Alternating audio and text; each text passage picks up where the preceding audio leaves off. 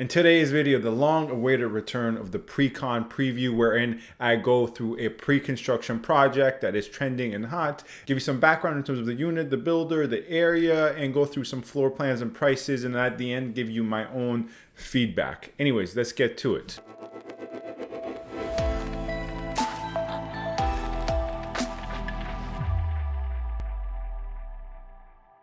Hello everyone, this is Sam from SaberiSixRealEstate and Remax Realtron Realty Inc.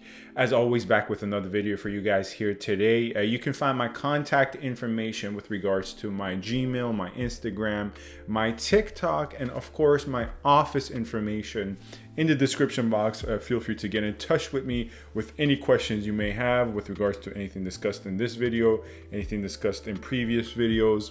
Lastly, feel free, if you wish to do so, to subscribe, comment, rate, and review. Your support in that regard is greatly appreciated. And one last point before we get into the pre-con preview, I put up a post on my channel asking for your questions. I'm going to do another Toronto real estate Q&A, question and answer. Feel free to ask your questions, make them as specific and detailed as possible so I can give you the most specific and detailed answer. Anyways, enough of all that. Let's get to the point of today's video, which is a pre-construction preview. This time for the 252 Church Street project. First, I'm going to give you some general background, some details with regards to the project itself. Then we're going to go through some floor plans and prices. And at the end, I'll give you my general feedback on this project. Let's start with the basics. And the basics are, this is 252 Church Street, residing in the intersection of Dundas and Church, which barely is within C8, but very, very close to Yonge and Dundas, maybe a 2 to 3 minute walk. In terms of location, I will touch on this more, but quickly, the builder here is CentreCourt Developments. They have many projects, but the most notable, I guess, projects that they've already constructed are in Vaughan, for instance, the Transit City series. The most recent pre-con sale release was for Prime Condos, which also resides in downtown Toronto and the eastern side of downtown Toronto. That being, of course, in the intersection of Jarvis and Dundas Street East. Now, once we get into some of the floor plans, some of the pricing details, I'll actually compare some of the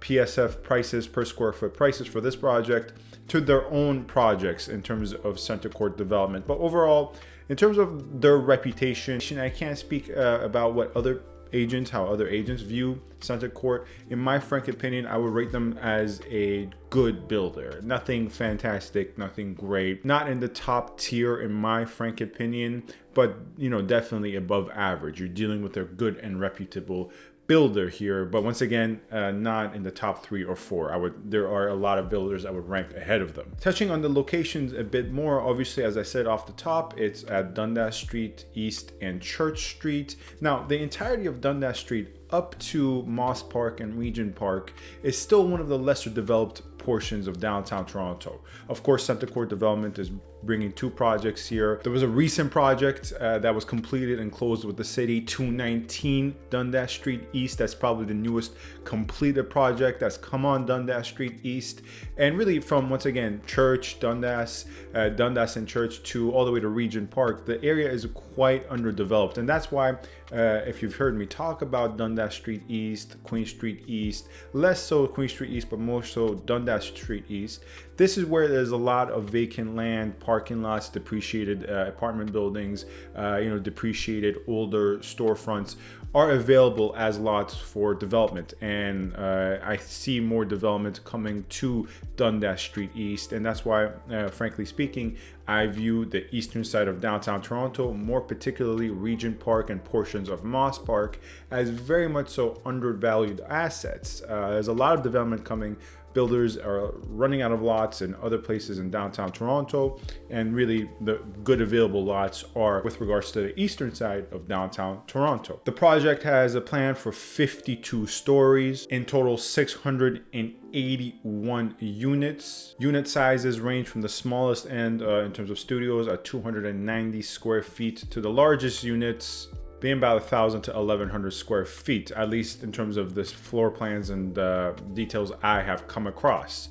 In terms of their deposit schedule, this is actually quite an extended deposit schedule. Obviously, like most projects, there is a domestic deposit schedule and there is a foreign international deposit schedule. A little bit more details for the international, there is a requirement of 35% down, minimum 35% down.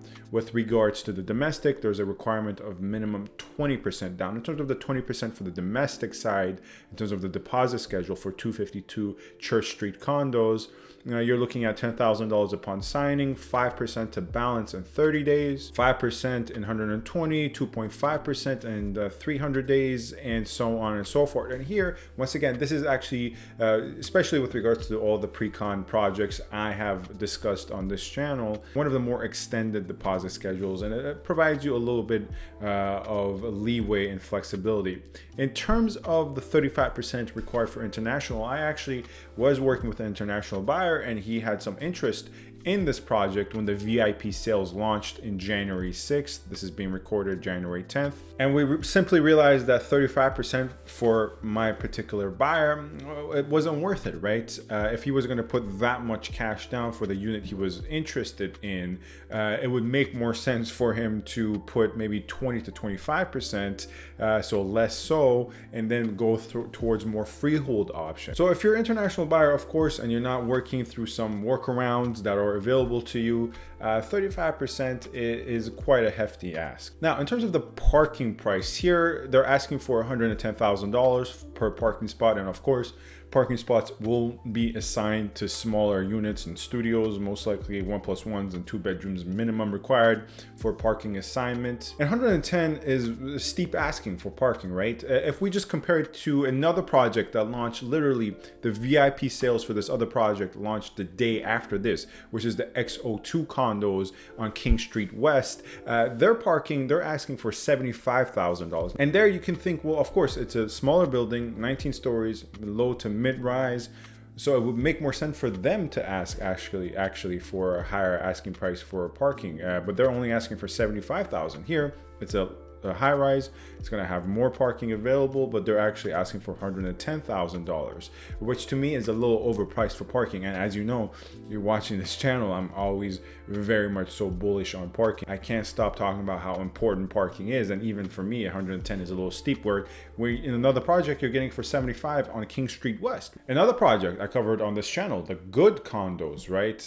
They were asking for $80,000, and that was in the summer months that the VIP sales for them released around August. Now let's get into some of the units in terms of the floor plans. I'll illustrate on the screen, and the prices I'll break down and give you some feedback on the general floor plans available in this project. Now, just one thing of note, this is not an exhaustive list of all the 1-bedroom, 1+1, 2-bedroom options available. I'm not going through every single floor plan. I'm just going through 1 or 2 floor plan at each bedroom number to just show you, give you a general idea and some general feedback on this project. But there's a lot more floor plans, a lot more unit options available that I'm not going through on this video. Starting out with the smallest, a studio. Here, a studio, you're looking at that aforementioned 293 square foot, obviously 0 bedrooms, 1 washroom, 1 full washroom, asking for $542,000. That comes to about $1,800 per square foot. And here with these studios in this building, they're going to be the narrowest units, right? It's obviously given that studios will be the smallest units, obviously at 293 square foot, there absolutely will be the smallest. But more lately, I've noticed with newer builds, these studios are also the narrowest units. And there's a structural reason as to why that is. If we were to look where these studios are allocated on a given floor, with this project in particular and previous projects, they're usually allocated right in the middle of the corner unit, so the larger sized unit. With this particular project, to be specific, and obviously the other units that's not the corner unit is usually, once again, a larger unit that's in front of the elevators. So it's really kind of stuck in between, kind of, shoved in between the 2 larger options, one of them being the corner unit. Here we can view this floor plan, not floor plan for the unit, but floor plan for the entire floor.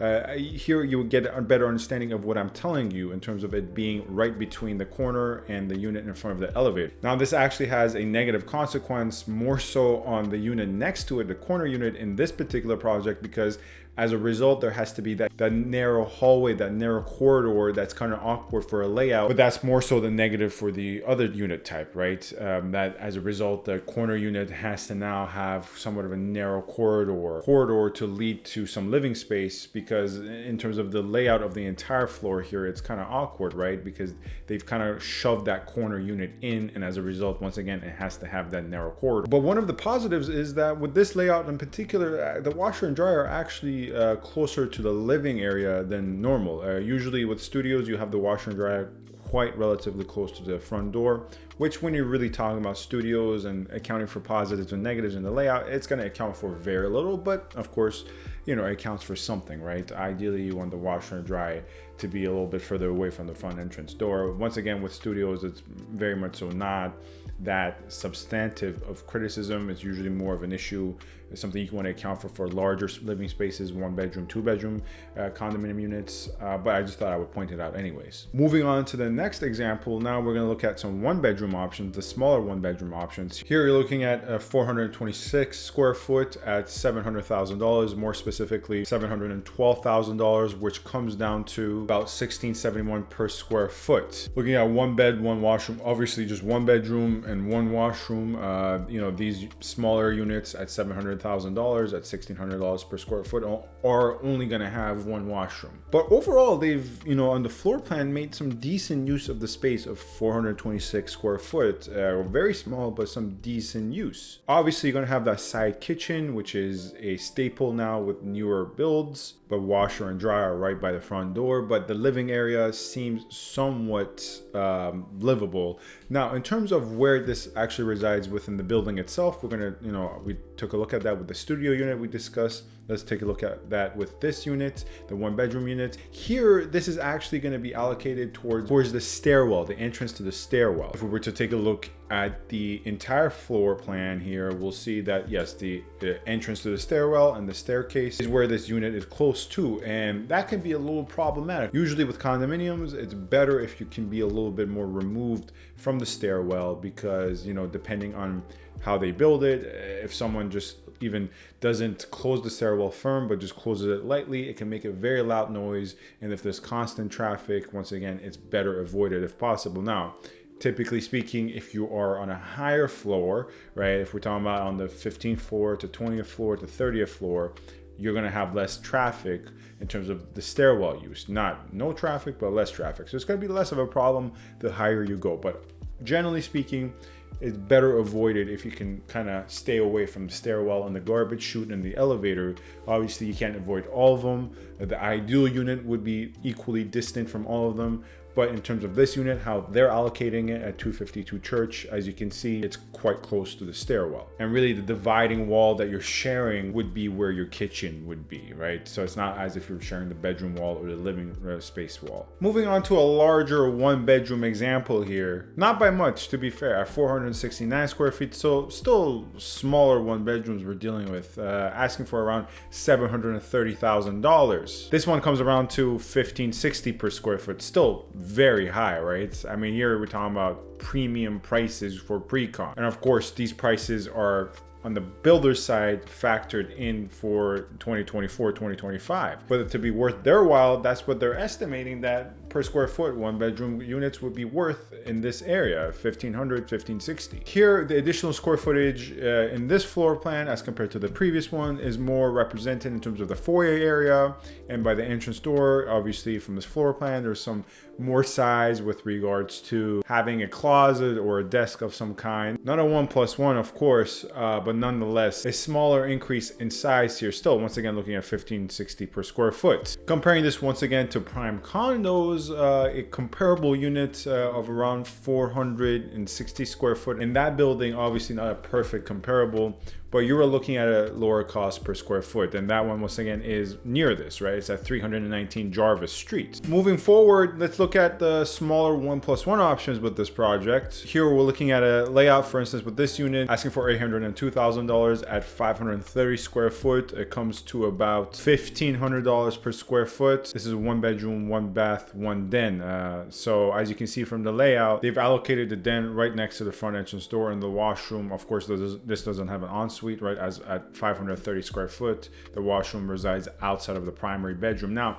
if you refer back to earlier in the video when I was actually going through the studios, this is a more preferable layout, believe it or not, than the larger sized 1+1 that is included with this project. The reason primarily being is that larger 1+1 would be allocated in the corner, which is usually good news. But as a result of it being between this 1+1 and this studio unit that is kind of forced in there, kind of stuck in there, that larger 1+1 as compared to this is going to have a corridor of a kind. Here, if we refer to this entire floor layout once more, here we can see, right, this 1+1 we're discussing at 532 square foot, the studio we discussed earlier in the video, and then once again this 1+1 that is of course larger at 587 square foot, but you see that awkward entrance, kind of a hallway, which is due to the way the units are allocated, probably for structural reasons, but nonetheless, as a result, there's that hallway. Much preferable,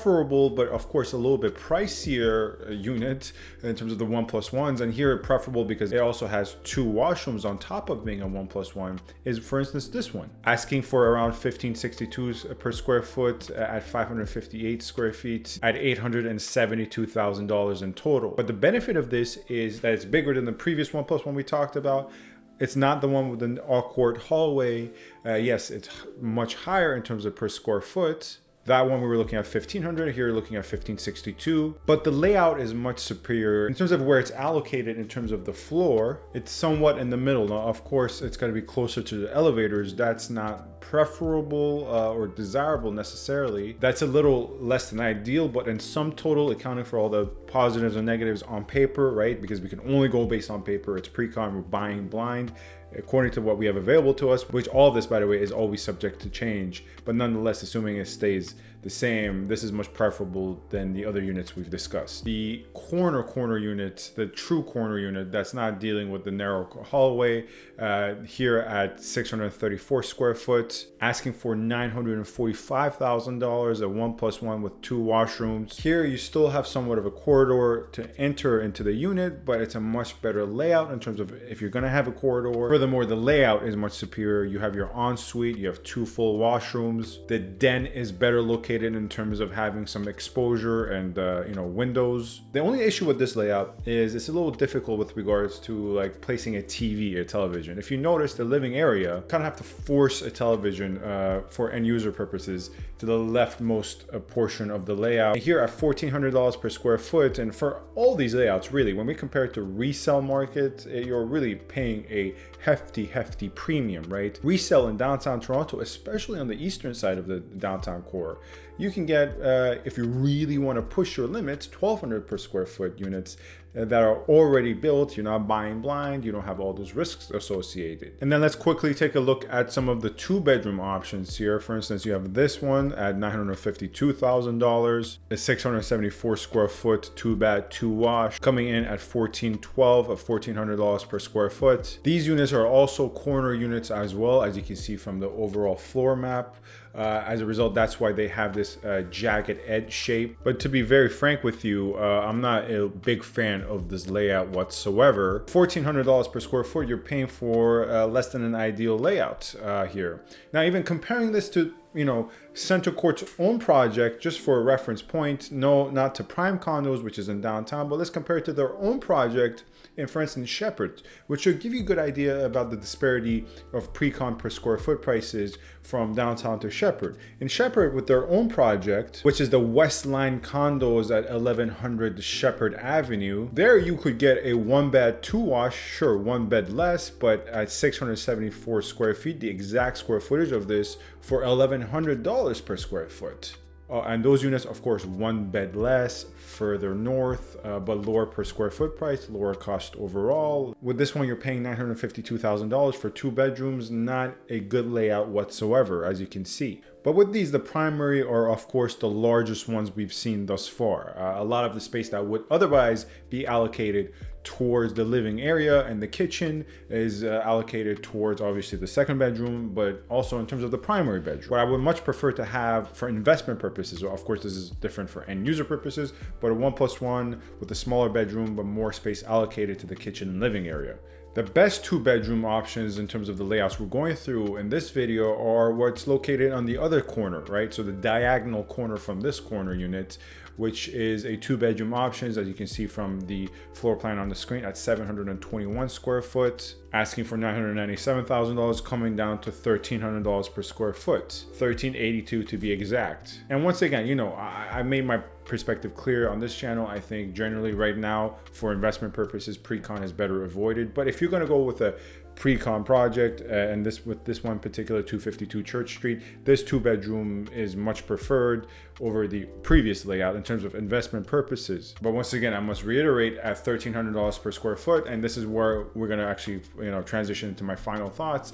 At $1,300 per square foot, it's pretty hefty, because in downtown you can get resale really good options for $1,150 to $1,200, right? And once again, not all the risks associated with pre-con projects. Now, my general grade for this project, and this is just my professional opinion, you might find other people who may disagree, I find this to be somewhat of a overrated project. There's no doubt that in terms of location, is completely outstanding. And at pre-con, not at resale, at pre-con, it is somewhat of a long-term investment, right? Because yes, all pre-cons are long-term investments, but this might actually show its fruits of its labor a little bit further than if you're investing in a pre-con in King Street, Front Street, other areas in downtown, because as I said, this eastern side of downtown is a little bit more underdeveloped. So with both pre-cons and resales, it's better to have a little bit more of a longer term perspective. So in terms of location, it's very close to Ryerson, it's very close to Dundas Station, it's very close to the business sector, obviously a little bit further away, but still a 5 to 7 minute walk. So it's really good in terms of location, right? And once again, you're buying in an area that in the coming years is going to see a significant amount of development, this being a primary example of which. So I'm a big fan of the area, the location. In terms of the building itself, I'm not a big fan of how it looks. It looks exactly like the projects CentreCourt has done in Transit City.